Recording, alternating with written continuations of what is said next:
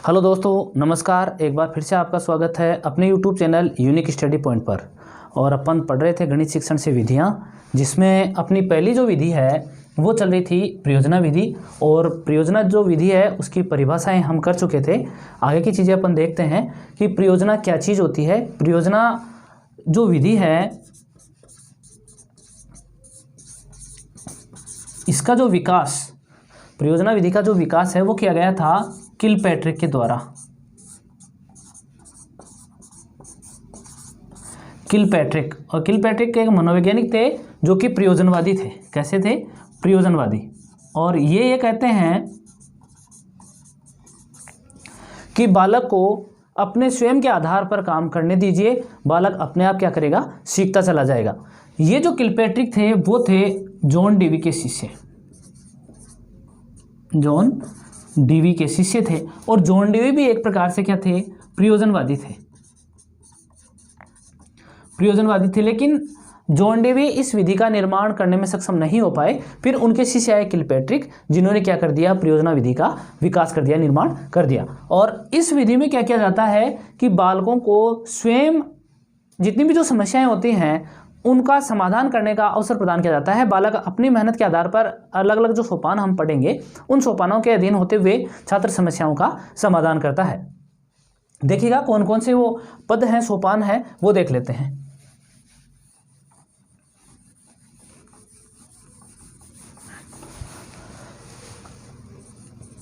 सोपान, आप इसको सोपान कह सकते हैं, पद कह सकते हैं, चरण कह सकते हैं और स्टेप्स कह सकते हैं। एक ही बात है। घटक भी कह सकते हैं, कारक भी कह सकते हैं। कौन कौन से होंगे वो देखिएगा। सबसे पहला पद आता है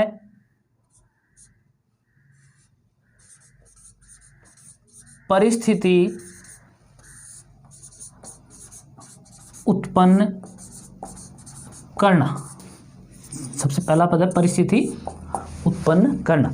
इसमें देखिएगा क्या होता है कि सबसे पहले जो शिक्षक है वो क्या करता है, एक ऐसी परिस्थिति का विकास करता है, एक ऐसी परिस्थिति का निर्माण करता है जिससे बालक क्या करता है, स्वयं किसी न किसी, बहुत सारी जो समस्याएं होती हैं उनमें से किसी एक समस्या का चुनाव करता है। वो बालक अपनी योग्यता के अनुसार, अपनी मानसिक शक्ति के अनुसार उस समस्या का चयन करता है और उसके पश्चात उसका समाधान ढूंढना प्रारंभ करता है।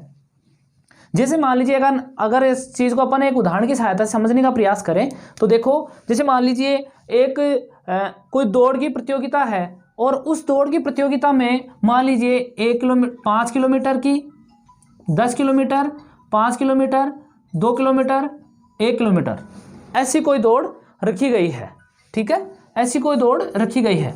10 किलोमीटर की हो गई, 5 की हो गई, 2 की हो गई, 1 किलोमीटर की हो गई।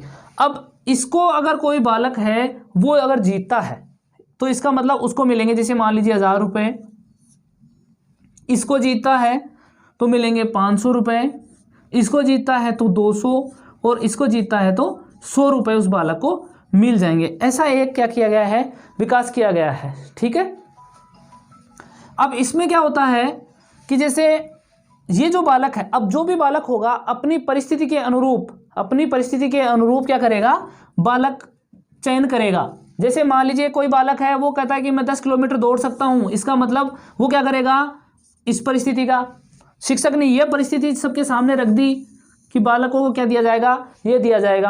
यानी बालक इस चीज को देख करके क्या करता है, इनमें से किसी एक समस्या का चुनाव करता है और अपने विवेक के आधार पर करता है। तो जैसे जैसे बालकों की योग्यता होगी उनमें से किसी एक समस्या का चुनाव कर लेंगे। तो ये क्या चीज है कि शिक्षक ने क्या कर दी, एक प्रकार से ये चीज देख करके कि अगर आप इतनी दौड़ दौड़ते हो तो आपको ये राशियां दी जाएगी। तो ये क्या कर दिया, शिक्षक ने परिस्थिति उत्पन्न कर दी। तो पहला पद आपका हो गया। उसके बाद दूसरा पद देखते हैं,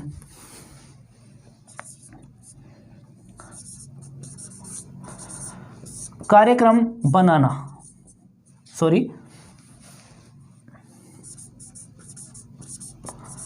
समस्या का चुनाव। अब शिक्षक ने पहले परिस्थिति निर्मित की और उसके बाद छात्र क्या करता है, समस्या का चुनाव करता है, वो अपनी योग्यता के अनुरूप करता है कि उसकी योग्यता किस प्रकार की है। मैं इतनी दूरी दौड़ सकता हूँ, मेरी इतनी क्षमता है, मैं इतने समय पश्चात दौड़ सकता हूँ, जो भी है, तो वो छात्र क्या करता है, उस समस्या का क्या कर लेता है, चुनाव कर लेता है। नंबर 3 की बात करें तो आता है कार्यक्रम बनाना या योजना बनाना। अब कोई भी जो कार्य होगा, अपन उस कार्य को जब भी सही तरीके से पूर्ण करना चाहते हैं तो निश्चित रूप से उससे पूर्व हम क्या करते हैं, एक योजना का निर्माण करते हैं कि हमें इस हिसाब से करना है, इस आधार को लेकर के हमें ये कार्य करना है ताकि हमारा जो कार्य है वो सही तरीके से संपन्न हो सके। एक सामान्य सा उदाहरण अपन लेकर के देखें कि हमें अगर अच्छे मार्क्स लाने हैं, एक परीक्षा में अपने को अच्छे अंक लाने हैं, तो निश्चित रूप से हम क्या करते हैं, एक सिलेबस को अलग अलग समय के लिए विभाजित कर देते हैं और उसको निश्चित रूप से नियमित रूप से उसका अध्ययन हम करते रहते हैं, जिसके आधार पर क्या हो जाता है, वो समय के अनुरूप वो पाठ्यक्रम अपना पूर्ण हो जाता है और हम उस समस्या का समाधान कर लेते हैं या फिर जो अपना लक्ष्य हुआ था उसको हम प्राप्त कर लेते हैं। तो ऐसे ही हम जो भी कोई समस्या का समाधान करने जा रहे हैं तो छात्र क्या करता है, एक योजना निर्मित करता है, एक कार्यक्रम बनाता है कि मुझे इस प्रकार से पढ़ना होगा या फिर इन पुस्तकों की मुझे आवश्यकता होगी, मुझे इसकी सहायता से इस समस्या का समाधान इस प्रकार से करना है। वो सारी चीजें निर्धारित करता है। कौन करता है, छात्र करता है। ये बन जाता है। उसके पश्चात नंबर 4 आता है कार्यक्रम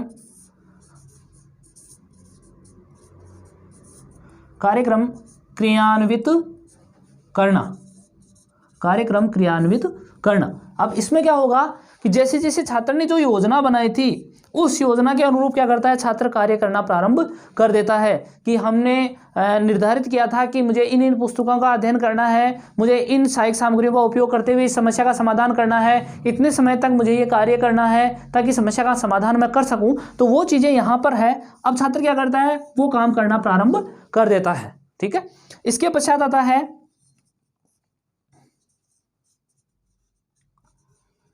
मूल्यांकन करना। मूल्यांकन करना। अब छात्र क्या कर रहा है कि जो जो कार्य किया है छात्र ने ऊपर से लेकर के यहाँ तक, तो वो कार्य सही हुआ है या नहीं हुआ है, इसकी जांच के लिए अपन क्या करते हैं, मूल्यांकन करते हैं। यानी जो कुछ हमने किया है उस कार्य की जानकारी के लिए कि ये कार्य सही हुआ है, गलत हुआ है, इस चीज़ का पता लगाने के लिए अपन क्या करते हैं, उस कार्य का हम मूल्यांकन करते हैं। तो छात्र क्या करता है, स्वयं का मूल्यांकन करता है कि मेरे द्वारा जो किया गया कार्य है वो सही हुआ है या गलत हुआ है। फिर नंबर 6 पे आता है लेखा जोखा रखना। तो जो भी कार्य होता है अपने को उसका लास्ट में ये करना होता है, लेखा जोखा रखना होता है कि इस चीज़ का अपने को पता चल सके कि हमने इस समस्या का समाधान किस प्रकार से किया है। वो हो जाता है कि सबसे पहले हमने क्या किया, एक परिस्थिति का निर्माण किया। और परिस्थिति का निर्माण है वो शिक्षक छात्रों से समन्वय के पश्चात करता है, छात्रों से बातचीत करता है शिक्षक कि कौन सी समस्या का समाधान बालक करने की योग्यता रखता है, नहीं रखता है, और उसके पश्चात परिस्थिति उत्पन्न करता है।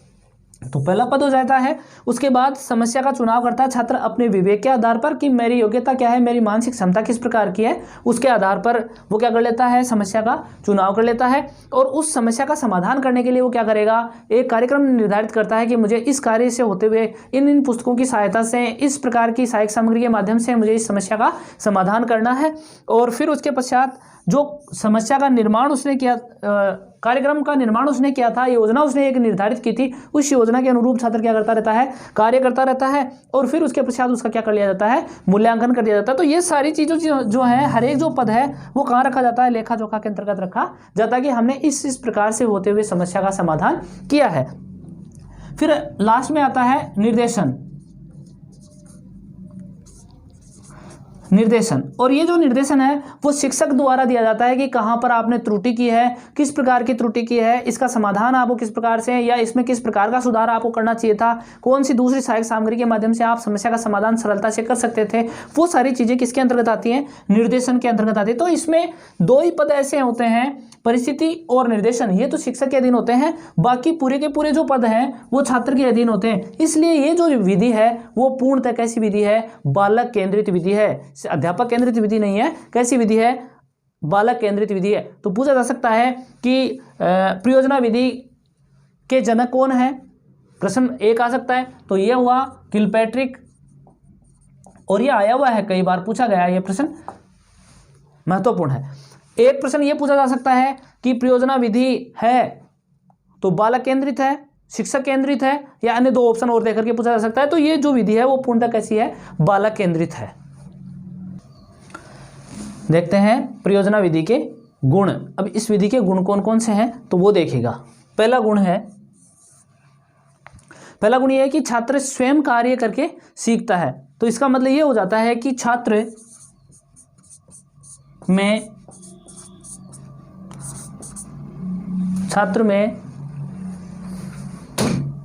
रचनात्मक एवं क्रियात्मक, छात्र में रचनात्मक एवं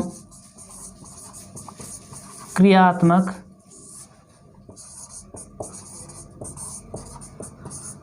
शक्तियों का विकास होता है।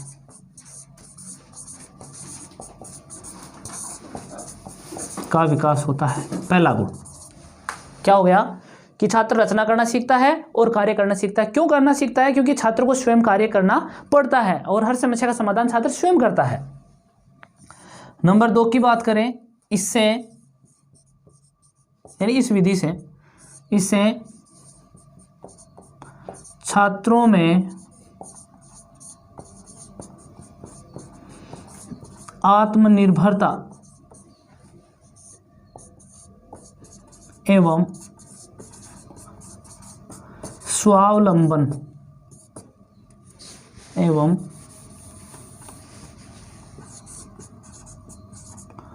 स्वावलंबन जैसे गुणों का विकास होता है।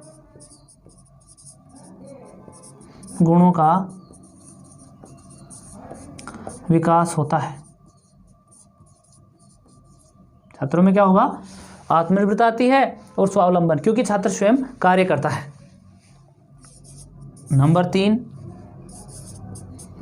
छात्र में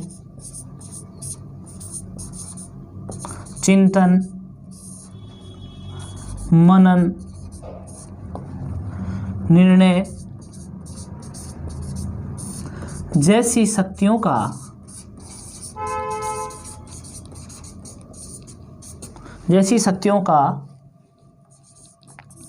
विकास होता है।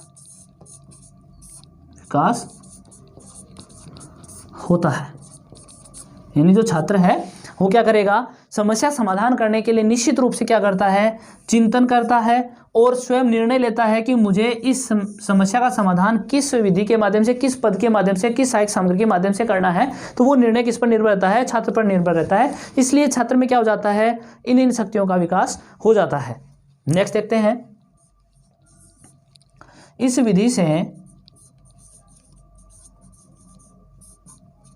विधि से छात्रों को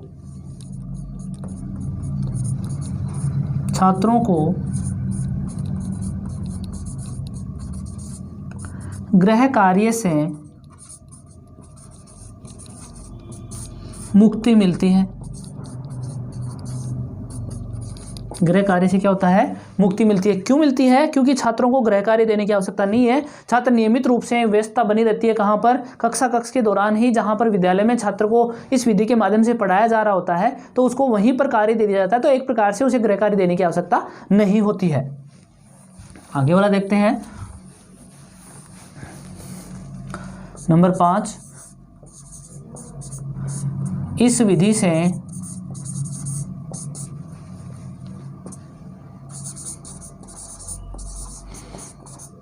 अनुशासन जैसी क्षमताएं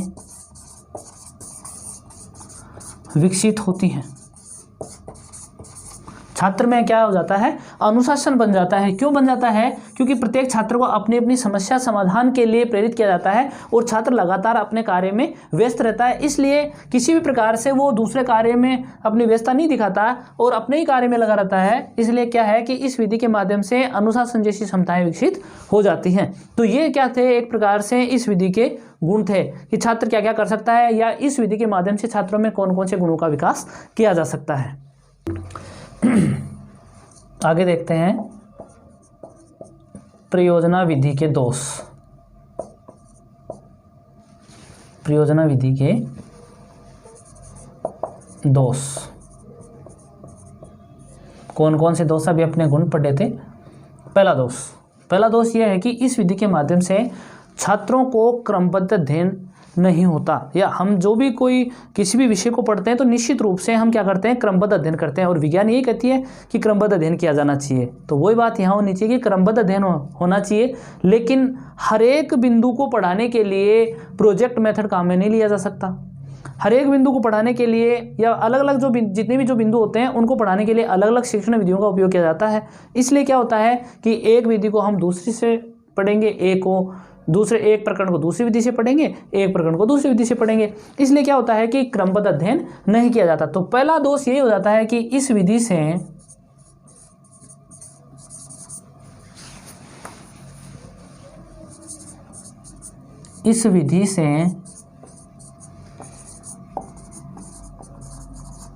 क्रमबद्ध अध्ययन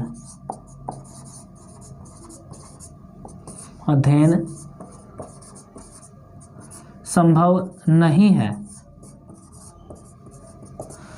इस विधि से क्रमबद्ध अध्ययन संभव नहीं है। क्यों नहीं है? क्योंकि अलग अलग अपने को पढ़ना पड़ेगा, इसलिए लगातार हम शिक्षण कार्य इस विधि के माध्यम से नहीं कर पाते हैं। नंबर 2 की बात करते हैं। इस विधि से निर्धारित समयावधि में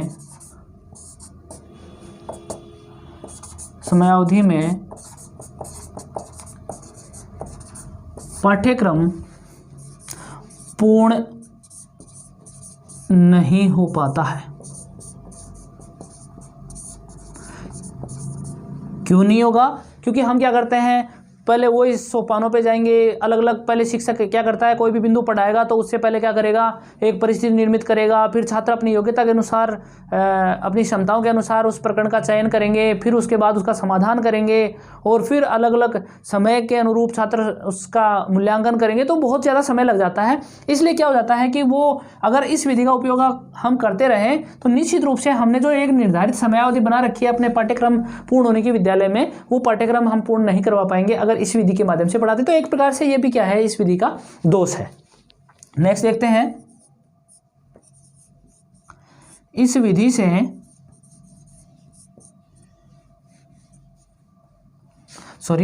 यह विधि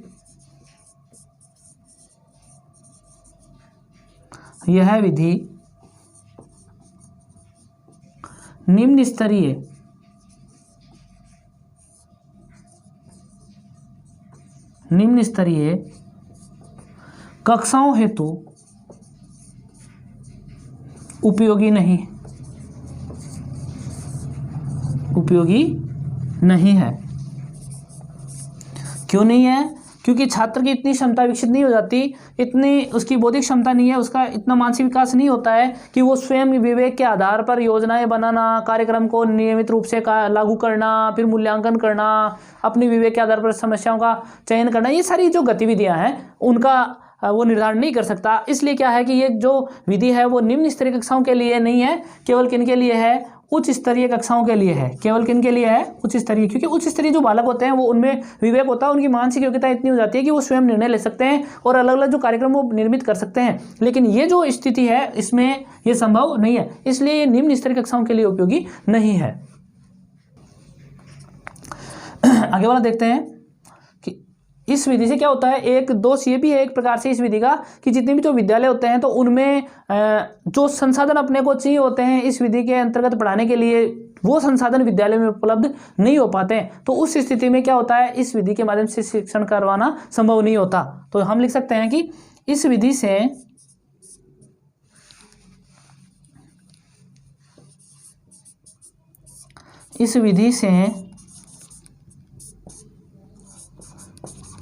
सभी विद्यालयों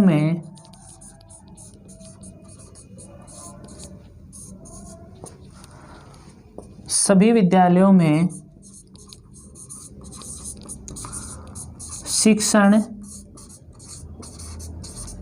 संभव नहीं है। क्यों नहीं है? क्योंकि संसाधनों की उपलब्धता इतनी वहां पर नहीं होती है, इसलिए वहां पर संभव नहीं है। नेक्स्ट देखते हैं,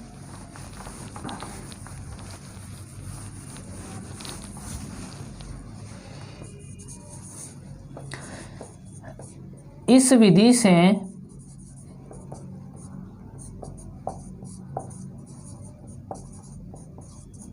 शिक्षण कार्य हेतु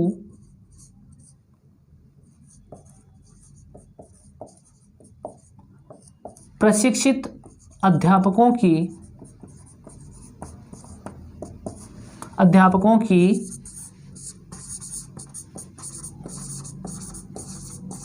आवश्यकता होती है, जो कि हर समय उपलब्ध नहीं हो पाते या हर जगह उपलब्ध नहीं हो पाते हैं। तो ये भी एक प्रकार से देखा जाए तो क्या है, एक प्रकार से ये भी एक इस विधि का दोष है। आगे वाला दोष देखते हैं,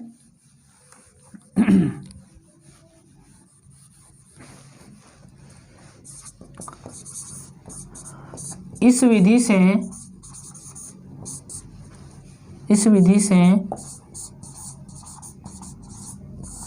निम्न स्तरीय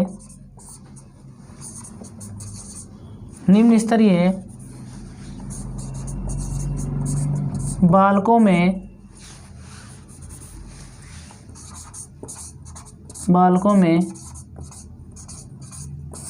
चिंतन क्षमता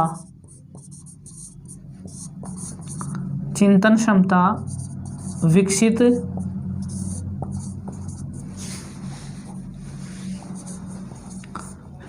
नहीं हो पाती। क्यों?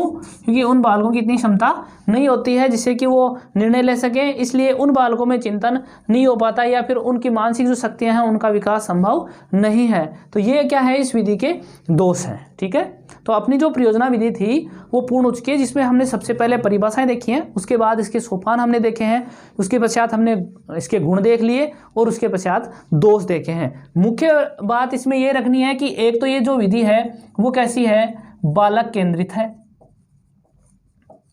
एक चीज। और दूसरी यहाँ पर प्रश्न बन सकता है तो वो बन सकता है कि जो निर्मित किसके द्वारा की गई, तो हो गया किलपैट्रिक के द्वारा। ये भी महत्वपूर्ण प्रश्न है इसमें। ठीक है, ये दोनों प्रश्न आपको ध्यान रखने जरूरी हैं। ठीक है, तो ये अपनी विधि पूर्ण हो चुकी है। धन्यवाद। और हमारे जो चैनल को है आप ज़्यादा से ज़्यादा शेयर करने का प्रयास करें।